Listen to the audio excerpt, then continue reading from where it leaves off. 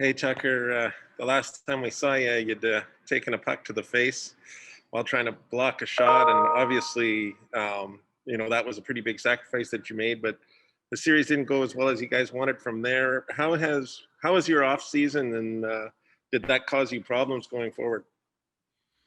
Uh, as far as my face went, that was a good few weeks before it started feeling normal, and still got some scar tissue in there. But I'm pretty happy I didn't lose any teeth. Got pretty lucky overall as far as that front. And for the off season, after the series went the way it went, there's a lot of stuff to take away and try to learn from and try to apply to this season here.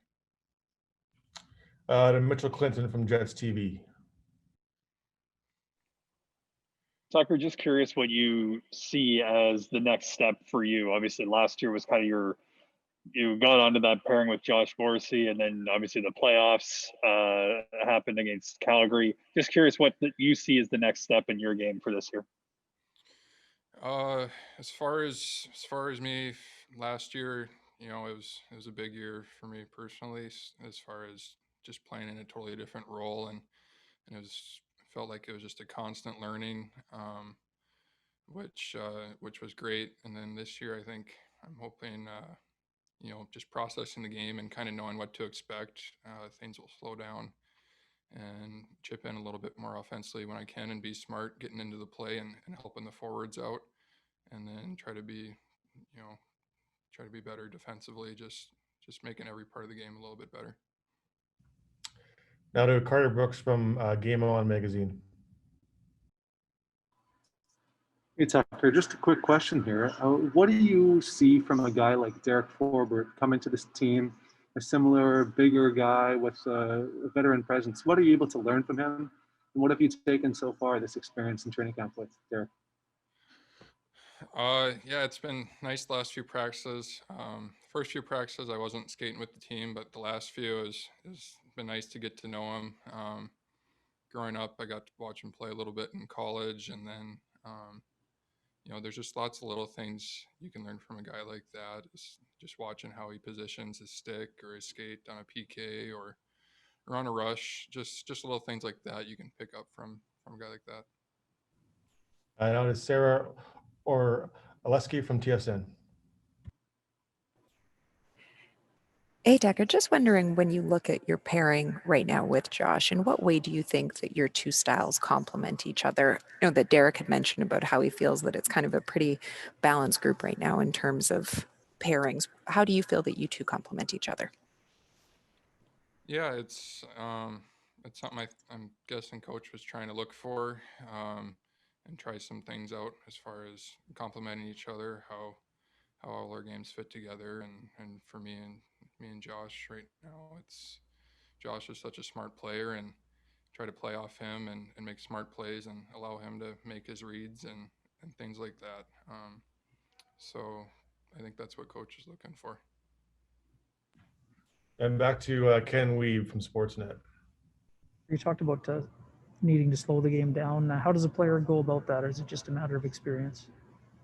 Yeah, I think what I was speaking to there was just experience and going from, you start playing, your first few games in the league, and then you gather up 20, 30, 40 games, and as the experience builds up, you just read plays better and faster, and it becomes more comfortable and natural. So I think I was just speaking to applying those lessons I've learned over however many games I've played, and just applying that to this year. To Mike McIntyre from the Winnipeg Free Press.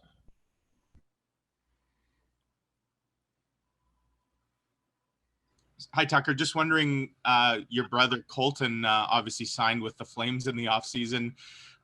Is there a lot of trash talking going on between you and him, just with what happened in the playoffs last year, and they're the first team Jets are going to face, and obviously the All-Canadian division?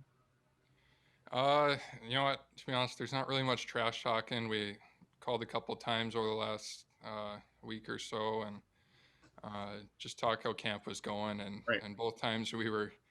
It was my first skate after coming out of quarantine, and I was pretty tired, and he said they had a tough day, so it was kind of a funny phone call. We were both just talking about how tired we were, and then not much about hockey after that. We were just talking about things back home and other things. So, but it's nice being able to talk to him, and it's his first year, and it's just fun because I was in that situation a few years ago, and it's just fun to talk to your brother about that type of stuff.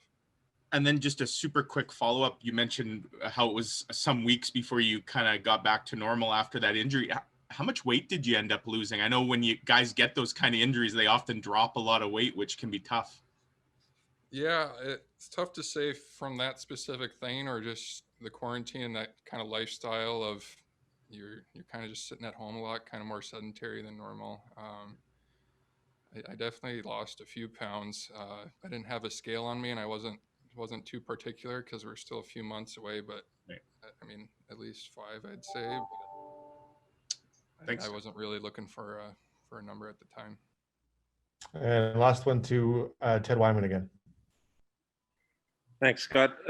Tucker, just can you give us a thought on the overall configuration of the defensive group that you have right now with one sort of a bigger player on each pairing? I haven't really put too much thought into it. I'm sure what coach is doing is just trying to complement each guy's games and seeing how we mesh together and get a look at, what our pairings could do and that type of thing.